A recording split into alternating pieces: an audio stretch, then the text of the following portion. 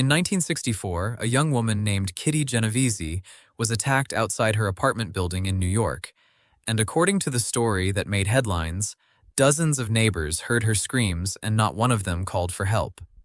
The exact details of that specific case turned out to be more complicated than the initial reporting claimed, but it pushed two psychologists, John Darley and Bib Latane, to test something that would end up being very real. Does having more witnesses around actually make people less likely to help?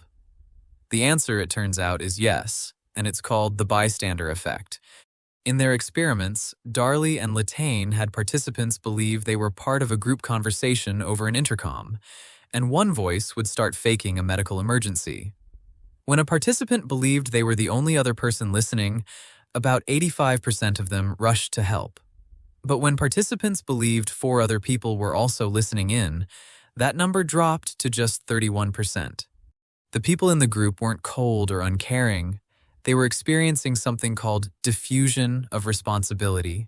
When you're the only witness to an emergency, the responsibility to act lands entirely on you. But the moment other people are present, your brain quietly assumes someone else will probably step in, so the personal pressure to act gets divided up and diluted, sometimes to the point where nobody moves at all. There's also a second factor at play called pluralistic ignorance. When something looks ambiguous, like someone slumped on a sidewalk, people glance around at everyone else's reaction to decide how serious it is. If everyone else looks calm, you assume it must not be a real emergency, not realizing that everyone else is doing the exact same thing, silently taking cues from a crowd that's actually just as confused as you are. Knowing about this effect is, oddly enough, one of the best ways to beat it. Experts recommend that if you ever need help in public, don't yell, "Somebody help me."